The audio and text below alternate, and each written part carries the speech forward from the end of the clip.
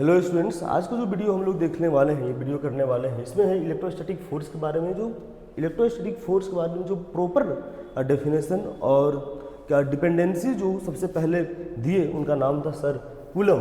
तो उन्हीं के नाम पर है कूलम्स लॉ। तो हम लोग देखेंगे इस वीडियो में कि कूलम्स लॉ किन किन फैक्टर पर डिपेंड होता है, और दूसरी बात कि इसके कौन कौन से चार्जेज इस पर प्रोपोर्शनल होते हैं, कोई इन्वर्सली प्रोपोर्शनल होता है, लिमिटेशंस क्या है, इसके प्रॉपर्टीज़ क्या है इसमें। तो ये सब सारी चीज़ हम लोग इस वीडियो के माध्यम से देखने वाले हैं। तो आई होप आप लोग लास्ट तक इस पर बने रहेंगे ताकि इस चीज़ को समझ पाएँ कि इलेक्ट्रोस्टैटिक फोर्स होता क्या है। तो चलिए स्टार्ट करते हैं हम लोग। इलेक्ट्रोस्टैटिक फोर्स जो है वो बेसिकली जो सबसे पहले जो दिए थे वो उनका नाम था सर कूलम। तो उन्हीं के नाम से है कूलम्स लॉ, और उनका जो स्टेटमेंट था हम लोग देखेंगे कि उसका स्टेटमेंट था क्या। तो अगर आप इस वीडियो में लास्ट तक बने रहेंगे तो आपको सारी बात पता चल जाएगा। तो जो इनका प्रॉपर डेफिनेशन है या बोलिए स्टेटमेंट है इस लॉ का, वो है the magnitude of the electrostatic force of attraction और रिपल्सन। या तो अट्रैक्शन या तो रिपल्सन कहने का मतलब है कि पॉजिटिव चार्ज नहीं, या फिर लाइक चार्जेज या अनलाइक चार्जेज दोनों के बीच हो सकती है। Between the any point charges Q1 and Q2 मान लीजिए at rest is directly proportional to the product of, आपको ध्यान यहाँ से देना है, product of the magnitude of the charges. First बात यहाँ है कि product of magnitude of charges and inversely proportional to the square of the distance between the them. मतलब दो चार्ज के बीच में क्या डिस्टेंस है उसके बारे में। आई होप इसको आप समझ पाएंगे, आप रीड कर लें इसको, हम लोग आगे देखते हैं इसमें। तो जो ये दो बातें इन्होंने कही है, product directly proportional to the, क्या डायरेक्टली प्रोपोर्शनल कौन सा चीज, तो ये जो इलेक्ट्रोस्टैटिक फोर्स का जो मैग्नीट्यूड है वो डायरेक्टली प्रोपोर्शनल किसके हो गए, प्रोडक्ट ऑफ चार्जेस के जो पॉइंट चार्जेस लिए हैं, और इन्वर्सली प्रोपोर्शनल किसके हो गए, तो स्क्वायर ऑफ डिस्टेंस के, जो दोनों चार्ज के बीच का डिस्टेंस है वो। तो ये इस तरह कहना चाह रहा है ये वीडियो कि अगर आपके पास दो पॉइंट चार्ज है, एक चार्ज का नाम है Q1, दूसरा चार्ज हो तो आपका है ये Q2, और इन दोनों के बीच का जो डिस्टेंस है वो मान लीजिए R है। तो अकॉर्डिंग टू द स्टेटमेंट जो है, according to statement the Coulomb force जो है आपका वो proportional to the product of the charges, it means the Q1 and the Q2। ये आपका फर्स्ट इक्वेशन हुआ जो उन्होंने कहा। दूसरी बात उन्होंने ये कहा कि जो फोर्स आपका है वो ऑल्सो उन्होंने ये भी कहा कि फोर्स जो है वो इन्वर्सली प्रोपोर्शनल है square of distance between them. तो ये आपका दूसरा इक्वेशन बन के रेडी हो जाता है। ये first equation and second equation को आप जब सॉल्व करेंगे तो आपको जो मिलेगा, आप देख पा रहे हैं कि दोनों इक्वेशन तो फोर्स के बारे में रिप्रेजेंट कर रहा है, और वही फोर्स इन दोनों के बीच जो लग रहा है, मतलब सेम फोर्स के बारे में। तो from equation 1 and 2, from equation 1 and अगर 2 देखें तो हमको जो मिलेगा, अगर एक ही फोर्स को हम लोग लिखें और ये प्रोपोर्शनल साइन के एक जगह पे लिखे बस, तो आपका पहला जो होगा वो हो जाएगा आपका Q1 एंड Q2 इंटू ये 1/r²। तो 1/r², इसको सॉल्व करा करेंगे तो F is equal to proportional का साइन, ये Q1 Q2 जो 1 से मल्टीप्लाई हुआ तो ये इतना आया, डिवाइड बाई r²। ये आपका बना कूलम फोर्स।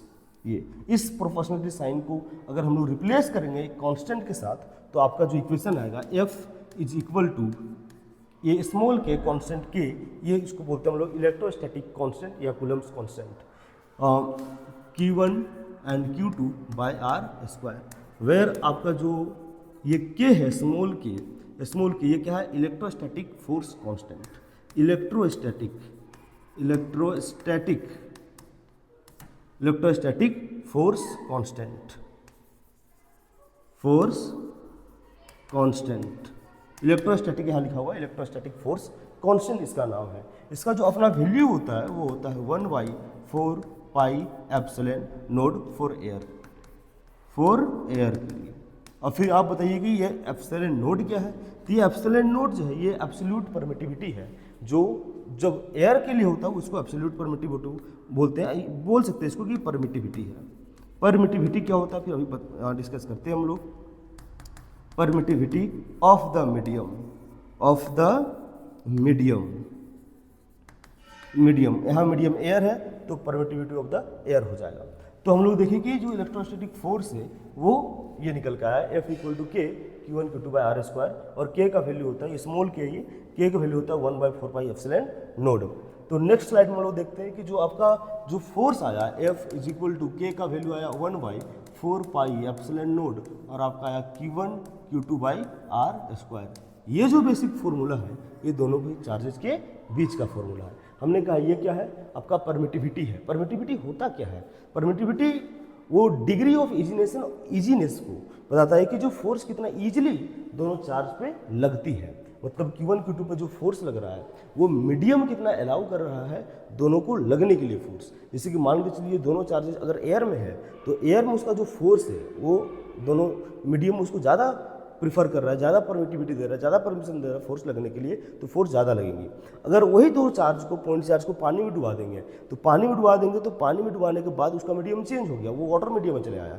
वाटर मीडियम में जाने के बाद उन दोनों के जो इलेक्ट्रोस्टैटिक फोर्स लग रहे थे in comparison of the air वो कम लगेंगे। कहाँ पर, वाटर में जाने के बाद। तो कम किया कौन, चार्ज वही है, दोनों के बीच का सेपरेशन भी वही है। फिर भी अगर सिर्फ मीडियम चेंज करने पर उन दोनों के बीच का जो फोर्स वो कम हो जाता है, इसका मतलब मीडियम डिपेंडेंट फोर्स है। तो ये electrostatic force medium dependent force है। और मीडियम पे डिपेंड कौन कराता है, ये परमिटिविटी। तो ये परमिटिविटी क्या है, मीडियम के लिए मीडियम कांस्टेंट है, आप बोल सकते हैं इसको। तो जो इधर आप देखिए पीछे तरफ जो आपका के जो था, ये के किस पे डिपेंड करेगा, तो के का वैल्यू आता है 1/4πε0 मीडियम पे। के का वैल्यू मीडियम पे डिपेंड करता है। तो आप यहाँ पर थोड़ा सा अगर आप देखेंगे वेयर के इज मीडियम डिपेंडेंट, वहाँ पर या कहीं पर भी मैं लिख देता हूँ ताकि आपको ध्यान रहे, वेयर के इज द मीडियम डिपेंडेंट। मैं इसको थोड़ा सा के यहाँ लिख दे रहा हूँ, के इज मीडियम डिपेंडेंट। के इज मीडियम पे डिपेंड करेगा, मीडियम डिपेंडेंट, मीडियम डिपेंडेंट होता है। आगे हम लोग देखते हैं इस बार में क्या है। ये F = 1/4πε0 ये आया पूरा। ये आपका मैग्नीट्यूड है फोर्स का। हम लोग वेक्टर का फॉर्म आगे देखेंगे, कूलम्ब लॉ का वेक्टर फॉर्म होता क्या है। तो आप यहाँ पर ये भी देख पा रहे होंगे कि इसका जो वैल्यू ये जो 1/4πε0 इसका प्रॉपर जो वैल्यू होता है तो वो होता है 1/4πε0 का जो प्रॉपर वैल्यू होता है in terms of numerical value वो होता है 9 × 10⁹ के बराबर का। तो अब इसका ये पूरा वैल्यू हुआ। अब आप समझेंगे कभी कभी क्वेश्चन पूछता क्या है कि ये एक फोर्स, इसका एसआई यूनिट क्या होगा, तो न्यूटन होगा इसका एसआई फोर्स, एसआई यूनिट क्या होगा, न्यूटन। लेकिन ये एप्सिलॉन नोड का एसआई यूनिट क्या होगा, ये सवाल पूछा जाता है। और डायमेंशन क्या होगा ये भी पूछी जाती है। तो हम इसके लिए फाइंड करेंगे। तो अगर आप देख पा रहे होंगे इसको हम ये जो डिनोमिनेटर है उसको अगर रिप्लेस कर दे उस तरफ से तो एफ यहाँ चला आएगा। तो एप्सिलॉन नोड का जो वैल्यू आएगा आपका वो आएगा 1/4π और यहाँ एफ आ जाएगा क्योंकि हमने इसको इंटरचेंज किया। और आपका क्या था, ये Q1 Q2/r का स्क्वायर। तो आप एप्सिलॉन नोड का यूनिट कैसे फाइंड करेंगे, तो एप्सिलॉन नोड 1/4π कांस्टेंट है। तो आप यहाँ पर देख रहे होंगे इसका जो एसाइंट होगा नीचे क्या है, डिनोमिनेटर में फोर्स, तो फोर्स का क्या होता है, न्यूटन। ये r स्क्वायर मतलब मीटर स्क्वायर, डिस्टेंस है वो मीटर स्क्वायर। और Q1 Q2 Q का और Q2 का मतलब चार्ज का एसआई यूनिट क्या होता है, कूलम। तो coulomb into coulomb, coulomb square. तो इसका जो एसआई यूनिट हो जाएगा, एसआई यूनिट किसके लिए, ये एप्सिलॉन के लिए, तो वो हो जाएगा आपका कूलम स्क्वायर पर न्यूटन पर मीटर स्क्वायर, ये आपका आएगा। अगर इसमें पूछा आपको नहीं डायमेंशन बताइए, आप डायमेंशन क्या होगा, डायमेंशन ऑफ दिस एप्सिलॉन मतलब परमिटिविटी का, ये एब्सोल्यूट परमिटिविटी का, तो आप क्या बोलेंगे डायमेंशन का। आप बताइए कि ये चार्ज का डायमेंशन क्या होता है। चार्ज का डायमेंशन आप करंट से फाइंड कीजिए। आपने क्लास 10th में पढ़ा होगा, हो सकता है क्लास 10 में आपने पढ़ा होगा I = Q/T। ये क्या हो गया इसको, I = Q/T। तो आप यहाँ से I और ये मल्टीप्लाई विद T और ये आपका Q आया। बात आ रही समझ। I का जो एसआई यूनिट होता है वो एम्पियर होता है, टाइम का हो गया आपका सेकेंड। तो आपका आया ये डायमेंशन, अगर डायमेंशन बोले तो टाइम का होता है T, कैपिटल T। तो A × T और ये चार्ज का डायमेंशन हो गया। तो आप चार्ज का डायमेंशन आप वहाँ से देख सकते हैं। यहाँ पर आप लिखेंगे जब, तो ये तो चार्ज है, कूलम चार्ज का यूनिट होता है। तो चार्ज का डायमेंशन क्या हो जाएगा, A और T। तो AT का क्या हो जाएगा स्क्वायर, तो स्क्वायर में करता हो दोनों का स्क्वायर, ये चलाया यहाँ पर ऐसे। डिवाइड बाई ये न्यूटन मतलब फोर्स, ये फोर्स का जो डायमेंशन होता है वो होता है mL/T/-2 और ये आपका वैल्यू आया। दूसरी बात क्या लिखा हुआ, r² मीटर स्क्वायर डायमेंशन होता है L और स्क्वायर है तो आपको दीजिएगा यहाँ पर स्क्वायर। तो ये आया डायमेंशन। इसको सॉल्व कर लेंगे आप तो आपका आ जाएगा वो। अब देखिए MLT लेंथ, मतलब मेरा मतलब है कि पहले ML फिर T लिखेंगे, बाद में फिर किसी और का लिखेंगे हम लोग। तो आप समझिए यहाँ पर M और यहाँ पर कोई है नहीं, तो M अगर ऊपर कुछ आएगा तो M का जो पावर आएगा वो -1 में आएगा। एल यहाँ पर एल का स्क्वायर और एल का क्यूब आएगा, वो भी ऊपर की तरफ जाएगा, तो एल का पावर होगा -3, एल भी खत्म। टी यहाँ पर 2 है, ऊपर गया ये ऊपर, तो टी का पावर +2 ऊपर में था, ये गया तो +4 हो गया, ये टी का पावर आया +4। एम एल टी हो गई। अब कौन रह गई, अब तो नीचे कोई रह नहीं, अब ए का स्क्वायर, तो आपका ए मतलब एम्पियर का स्क्वायर जो है ये, तो आपका डायमेंशन आया एप्सिलॉन का, ये आपका ये आया। ठीक उसी प्रकार अगर आपको पूछ लिया जाए कि नहीं आप डायमेंशन बतलाइए के का, this is the value of the K, this is value of the K, तो के का उल्टा हो जाएगा। अगर डायमेंशन ऑफ के पूछा है, डायमेंशन ऑफ द के, और के का ऐसा है, चलिए नेक्स्ट स्लाइड में करते हैं हम लोग ताकि और अच्छे से हो। आई होप यहाँ तक आपको समझ पा रहे हो चीज़ों को।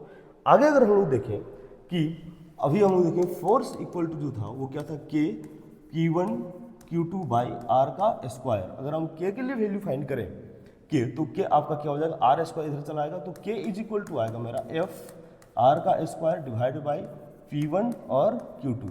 अगर इसका एसआई यूनिट पूछ ले आपको कि एसआई यूनिट क्या होता है इसका, किसका यूनिट, तो एफ का होता है न्यूटन, मतलब फोर्स का, आर स्क्वायर का मीटर स्क्वायर, और coulomb into coulomb, coulomb square divide में, अगर ऊपर जाएगा तो माइनस में आएगा, न्यूटन मीटर स्क्वायर पर कूलम स्क्वायर, ये के का एसआई यूनिट हुआ। तो एसआई यूनिट जो हुआ के का आपका ये निकल के आया। अगर उसी प्रकार इसका डायमेंशन पूछ लिया जाए कि नहीं इसका डायमेंशन बताइए, तो आप डायमेंशन देख पा रहे होंगे कि यहाँ पर क्या है डायमेंशन में एप्सिलॉन का क्या होता है, coulomb square Newton, coulomb square पर न्यूटन पर मीटर स्क्वायर। यहाँ पर आप देखिए इसी प्रकार का सेम का कि ये एप्सिलॉन और डिनोमिनेटर में है, अगर डिनोमिनेटर में है तो ये सारी चीज़ें उल्टी हो जाएंगी, और ये 4 पाई तो क्या है, कांस्टेंट है। तो के का जो डायमेंशन हो जाएगा, के का डायमेंशन, अगर डायमेंशन फाइंड करें इसका, डायमेंशन ऑफ के, अगर के का बात करें तो के का डायमेंशन क्या हो जाएगा, तो के इज इक्वल टू आपका फोर्स का हो जाएगा एम एल टी पर -2 ये, और आर का हो जाएगा मीटर का स्क्वायर, मीटर मतलब लेंथ का स्क्वायर होगा यहाँ। उसके बाद Q1 Q2 मतलब अभी बताया आपको ए टी, तो ए स्क्वायर और टी स्क्वायर का वैल्यू एक आएंगे। थोड़ा ठीक से लिखता हूँ मैं, ए तो ए स्क्वायर और टी का स्क्वायर, ये इसको थोड़ा सॉल्व करेंगे आप, तो के इज इक्वल टू जो आपका आएगा मतलब डायमेंशन ऑफ द के, तो अगर एम और कहीं है नहीं तो अकेला एम रह गया, एल और एल स्क्वायर, एल का पावर 3 और टी स्क्वायर, और टी ऊपर गया तो यहाँ पर +2 तो ऊपर माइनस चला जाएगा, तो आपका टी का पावर होगा -4, और नीचे में कौन है, अकेला ए, तो ए ऊपर रहेगा तो -2 बनेगा। तो ये आपका आया डायमेंशन। तो बेसिकली याद रखिएगा इस डायमेंशन, और क्या बोलते हैं कि ऐसा यूनिट ये पूछ लेता है कभी कभी सवाल में ऑब्जेक्टिव में, तो इसका विशेष ध्यान होना चाहिए। इसके बाद आप इस पूरी चीज़ों को समझ पाएंगे कूलम फोर्स में जो भी है, जो टर्म्स यूज हुए हैं आपको पता है। ये क्या है, डाइलेक्ट्रिक मतलब ये क्या है, एक ये कांस्टेंट है, कौन सा कांस्टेंट, तो इलेक्ट्रोस्टैटिक फोर्स कांस्टेंट या कूलम कांस्टेंट भी इसको बोल सकते हैं आप। बहरहाल हम टॉपिक पे आते हैं। ये लिमिटेशन क्या है कूलम्स लॉ का, तो लिमिटेशन कूलम्स लॉ का ये है कि Coulomb's law is not a universal law. आप याद रखिए कि यूनिवर्सल लॉ नहीं है, जिस तरह का ग्रेविटेशनल फोर्स जो है ग्रेविटेशनल लॉ है वो यूनिवर्सल लॉ है, क्योंकि यूनिवर्स में सारे जगह पे जितने सारे ऑब्जेक्ट के पास मास है और दोनों के बीच का डिस्टेंस है, तो वो यूनिवर्सल लॉ उसमें लगेगा ग्रेविटेशनल फोर्स। इसमें ऐसा नहीं है, ये एक्सपेरिमेंटल लॉ है। तो it hold good for point charge at rest. ये कूलम्स लॉ तभी एप्लीकेबल है जब पॉइंट चार्ज हो। पॉइंट चार्ज कहने मतलब क्या होता है कि एक अकेला इलेक्ट्रॉन, अकेला प्रोटॉन या अकेला चार्ज, अकेला पॉजिटिव चार्ज या नेगेटिव चार्ज। सेकेंड बात क्या है कि it is the basically an experimental law. हमने कहा ही आपको कि ये एक्सपेरिमेंटल लॉ है, एक्सपेरिमेंट से इसको डिस्कवरी किया गया है, जिसके चलते ये लिमिटेशन से कि यूनिवर्सल लॉ नहीं बन पाया। लेकिन ये ग्रेविटेशनल फोर्स से कई गुना ज़्यादा ये स्ट्रॉन्ग फोर्स है। It losses its velocity for the distance of less than 10⁻⁻15। ये बहुत इंपॉर्टेंट पॉइंट है। ये 10⁻⁻15 मीटर है क्या? ये वो है कि अगर मान के चलिए कि अगर आप एटम का निर्माण करते हैं, देखते हैं तो यहाँ पॉजिटिव चार्ज होती है, तो ये एटम का जो न्यूक्लियस होता है, न्यूक्लियस का जो आपका डायमीटर है, न्यूक्लियस का जो डायमीटर है वो 10⁻⁻15 मीटर के इक्वल होता है। इसका मतलब अगर यहाँ पर न्यूक्लियस में ज़्यादातर चार्जेस किस तरह के होते हैं, वो सिर्फ प्रोटॉन होते हैं, पॉजिटिव चार्जेस होते हैं। अगर पॉजिटिव चार्जेस एक ही जगह पर बहुत सारे हैं तो रिपेल होकर ये न्यूक्लियस ब्रस्ट क्यों नहीं कर गया, फट क्यों नहीं गया, बाहर क्यों नहीं आ गया?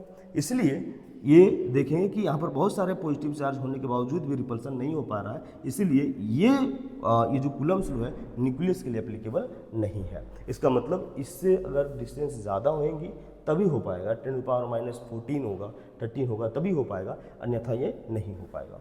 आगे हम लोग देखते हैं कि it is the medium dependent. मैं पहले बताया कि जो कूलम्ब्स लॉ है वो मीडियम पे डिपेंड करता है, एयर मीडियम का अलग होगा, वाटर मीडियम के लिए अलग होगा। It's range up to the few kilometre. ये लॉन्ग रेंज फोर्स जरूर है ग्रेविटेशनल की तरह, लेकिन बहुत ज़्यादा दूर तक नहीं है, ये फ्यू किलोमीटर तक जाकर सिमट जाती है। नेक्स्ट में देखते हैं हम लोग कि रिलेटिव परमिटिविटी क्या होता है। ये थोड़ा इंपॉर्टेंट है आपको, जो ये साइन आपको वहाँ पर दिखाए थे, एप्सिलॉन नोट बताए थे कि परमिटिविटी ऑफ द मीडियम, वही चीज़ यहाँ पर भी है। रिलेटिव परमिटिविटी क्या होता है कि is the ratio of the electrostatic force of the 2 point charge in a vacuum to the electrostatic force between the 2 charge in a medium.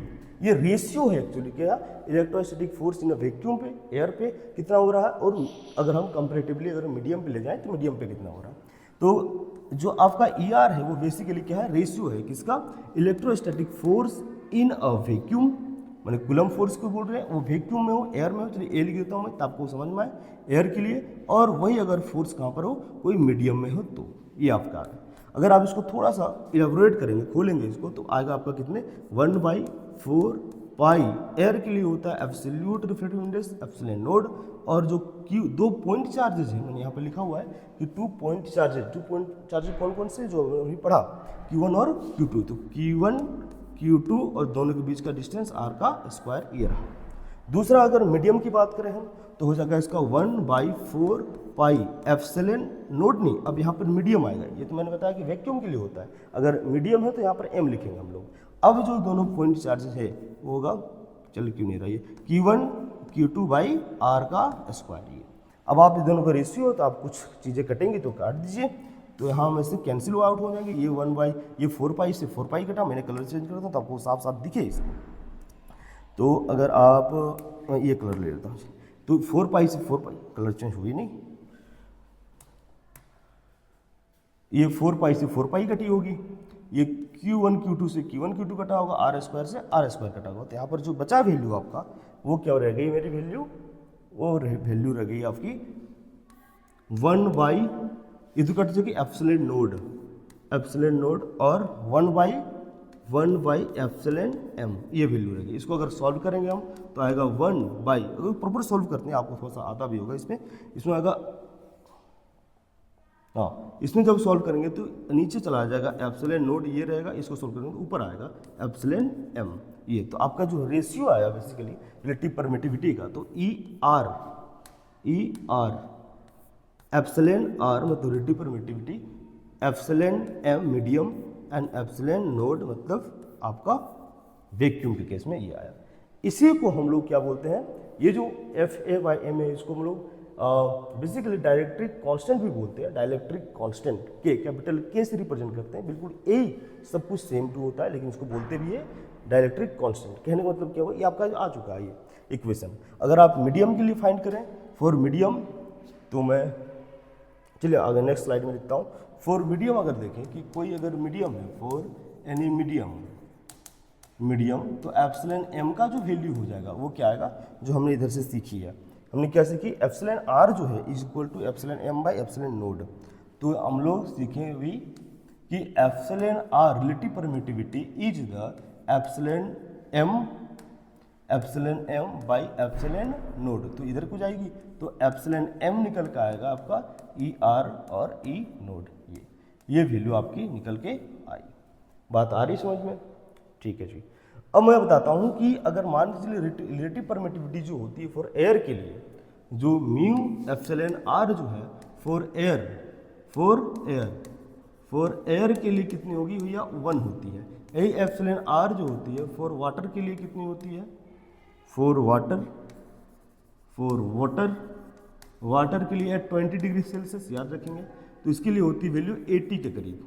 तो आप देख पाएंगे कि अगर आप एयर के लिए यूज करें तो इलेक्ट्रोमैग्नेटिक बोल रहे हैं, मैं एप्सिलॉन m जो होगा वो क्या होगा, ER जो वैल्यू 1 आएगा तो आपका बचेगा एप्सिलॉन नोड, और वही अगर वाटर के लिए होगा तो उसके लिए 80, क्योंकि यहाँ 80 पुट करेंगे। तो जो आपका इलेक्ट्रोस्टैटिक फोर्स अभी बना था F equal to K Q1 Q2 by R square, तो आपका जो F आया था वो K का वैल्यू 1/4 पाई, और यहाँ पर क्या होता है एप्सिलॉन R मतलब वही मीडियम, अगर कौन सा मीडियम यूज कर रहे हैं तो आपका आएगा यहाँ पर Q1 Q2 बाई आर का स्क्वायर। अगर आप मीडियम का वैल्यू, तो मीडियम का वैल्यू क्या होता है, epsilon M is equal to epsilon R into epsilon naught. तो एफ का जो वैल्यू आएगा 1/4 पाई एप्सिलॉन नोड और एप्सिलॉन आर, और ये आपका Q1 Q2 by are square. आप देख पा रहे हैं ये दोनों में से कि ये जो आर का वैल्यू होता है, एप्सिलॉन आर का वैल्यू फॉर के लिए 1 होता है। तो हमने जब 1 पुट करेंगे यहाँ पर, तो आपका जो वैल्यू आएगा एफ इक्वल टू आएगा 1/4 पाई एप्सिलॉन नोड ये Q1 Q2 बाई आर का स्क्वायर, और ये वैल्यू आपके लिए एप्लीकेबल होगा फॉर एयर के लिए जो हमने वहाँ लिखी थी। आप बातें समझ पा रहे होंगे। अब जो प्रॉपर्टीज़ है, basic properties of the electrostatic force, ये इंपॉर्टेंट भी है। तो इसका बेसिक प्रॉपर्टी क्या है कि अट्रैक्टिव और रिपल्सिव दोनों होते हैं, लेकिन ग्रेविटेशनल फोर्स सिर्फ और सिर्फ अट्रैक्टिव होते हैं। ये obey the inverse square law. जब भी कभी जो भी फॉर्मूला हो, अगर वो के Q1 Q2 by are square हमने देखा अभी इलेक्ट्रोस्टैटिक फोर्स को, वहीं अगर ग्रेविटेशनल फोर्स को अगर देखें तो capital G mass of first object, mass of second object, distance between them R square, ये दोनों आर स्क्वायर से नीचे डिवाइड है, मतलब inversely proportional to distance between them है स्क्वायर की डिस्टेंस, तो वो होते हैं इन्वर्स स्क्वायर लॉ को फॉलो कर रहे होते हैं वो सारे, जिसके नीचे आर स्क्वायर का डिवाइड होता है, मतलब डिस्टेंस के स्क्वायर का डिवाइड होता है। तो it is a central force. ये सेंट्रल फोर्स से कहने का मतलब ये है, अगर ये एक चार्ज है ये Q1 और दूसरी चार्ज है अगर ये Q2, तो इसके बीच का ये सेंटर टू सेंटर जो डिस्टेंस होगी वही डिस्टेंस एप्लीकेबल होगी सेंटर टू सेंटर डिस्टेंस के लिए। दूसरी बात क्या है, it is a two body interaction. Two body interaction का मतलब है अगर Q1 और Q2 अगर आप रखी हुई है, इनके बीच जो भी फोर्स लग रहा है, अगर बाहर से अगर Q3 को ले आते हैं, बाहर से अगर हम Q3 को ले आते हैं, तो Q3 इन दोनों के फोर्स को कोई इफेक्ट नहीं करेगा। मतलब जितना फोर्स Q1 Q2 पे अब भी लग रहा है, किसी के आने से, कोई दूसरे चार्ज के आने से भी उतना ही फोर्स लगेगा, कोई चेंजेस नहीं हो गया, उसको बोलते हैं टू बॉडी इंटरेक्शन। चलिए थैंक्स, यहाँ तक का आपको समझ पाए होंगे आप चीज़ों को सारे। मैंने काफ़ी डिटेल किया है, आपको समझाने का प्रयास किया है। तो लास्ट तक बने रहने के लिए आपको thank you. Have a nice day.